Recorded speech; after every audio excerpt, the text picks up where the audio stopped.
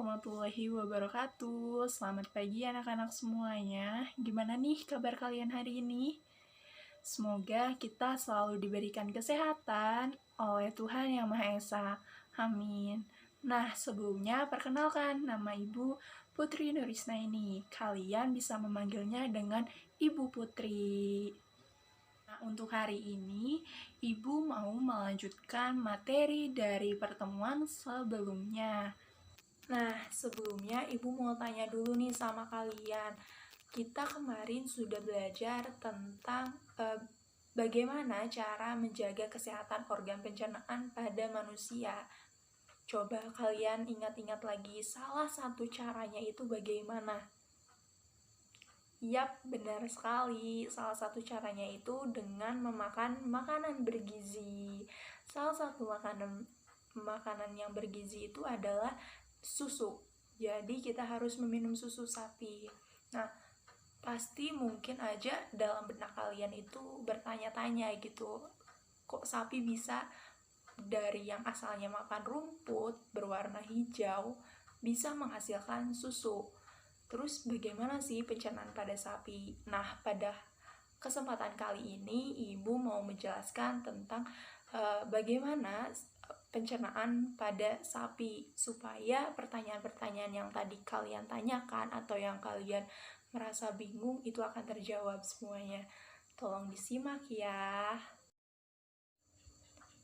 Nah, sapi ini termasuk ke dalam kelompok hewan ruminansia, yaitu hewan mamalia yang biasanya memakan secara 2 tahap dan dikenal dengan hewan pemamah biak. Dan biasanya hewan ruminansia ini terdiri dari kelompok hewan herbivora. Selain sapi, ada juga hewan lainnya seperti kerbau, rusa, domba, kambing, dan juga kijang. Lalu, bagaimana sih rumput bisa dicerna oleh sapi? Nah, makanan yang dimakan oleh sapi pertama kali itu akan masuk ke dalam mulut sapi. Di dalam mulut sapi itu terdapat organ-organ pencernaan seperti gigi. Gigi ini terdiri dari gigi seri, yaitu yang berguna untuk memotong makanan, dan juga gigi geraham untuk mengunyah makanan.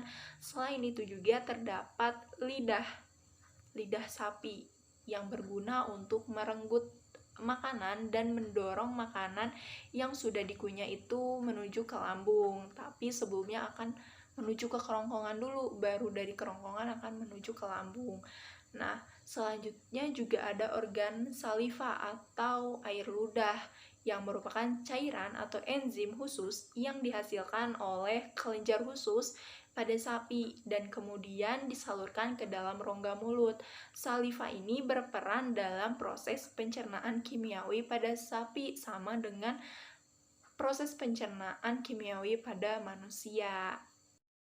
Nah, setelah proses pencernaan pada mulut, makanan akan didorong ke kerongkongan atau yang disebut dengan esofagus. Dari esofagus itu akan menuju ke lambung. Nah, lambung sapi ini berbeda. Kenapa berbeda? Karena lambung sapi ini terdiri dari 4 bagian. Makanya sapi atau hewan pemamah biak yang lainnya atau hewan ruminansia yang lainnya itu disebut hewan yang memiliki 4 perut. Apa saja sih 4 perut itu?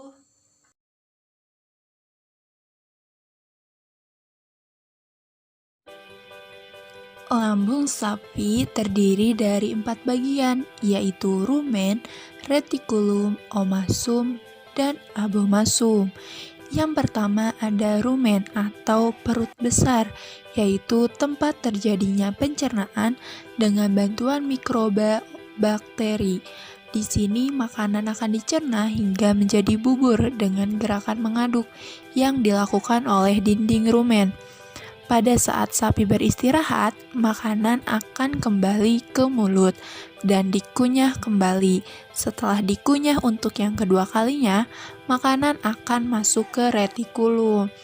Retikulum atau perut jala yaitu suatu tempat makanan kembali mengalami proses fermentasi dengan bantuan bakteri anaerob dan protozoa. Di dalam bagian perut ini terjadi proses absorpsi dan penyaringan benda-benda asing yang masuk bersama makanan sehingga tidak masuk ke omasum. Dan yang ketiga ada omasum atau perut kitab. Dalam omasum, makanan akan dicerna dengan bantuan enzim pencernaan. Dan selanjutnya makanan akan masuk ke abomasum atau perut masam. Pada bagian inilah sebenarnya yang disebut dengan lambung. Di sini makanan akan dicerna dengan bantuan enzim pencernaan pepsin yang dihasilkan oleh abomasum. Sekarang kalian udah tahu, udah paham bahwa sapi itu atau hewan pemamah biak atau hewan ruminansia itu memiliki 4 perut atau 4 lambung. Nah, dari lambung itu tidak berhenti di situ, tetapi akan menuju ke usus halus. Nah, dalam usus halus itu terdapat proses absorpsi dan fermentasi yang selanjutnya makanan juga setelah melewati proses-proses tersebut itu akan dikeluarkan sisa makanannya melalui anus. Lalu Bu, bagaimana sih rumput itu bisa berubah menjadi susu yang dapat dikonsumsi oleh manusia? Nah, tadi kan rumput itu dicerna pada tahap yang ada di usus, di mana di situ akan terjadi proses absorpsi atau penyerapan. Nah, penyerapannya itu terdapat penyerapan nutrisi yang berguna untuk menjaga sapi tetap kuat dan sehat. Nah, nutrisi yang diterima oleh sapi dari makanan rumput itu kemudian akan diubah menjadi susu oleh 4 kelenjar susu di ambing setelah sekitar 2 atau 3 hari. Nah, setelah nutrisi itu berubah menjadi susu, sapi-sapi itu kemudian akan siap untuk menghasilkan susu. Nah, sekarang kan pertanyaannya udah terjawab semua ya. Nah, Ibu sekarang mau kalian itu melihat diagram ini atau nanti share kepada kalian di Google Classroom atau di WhatsApp group. Nah, supaya kita itu lebih memahami fungsi-fungsi organ dan lebih paham mekanismenya. Nah, pertemuan kali ini sudah selesai ya. Semoga apa yang Ibu jelaskan tadi itu bisa dipahami oleh kalian semua. Ibu pamit. Wassalamualaikum warahmatullahi wabarakatuh.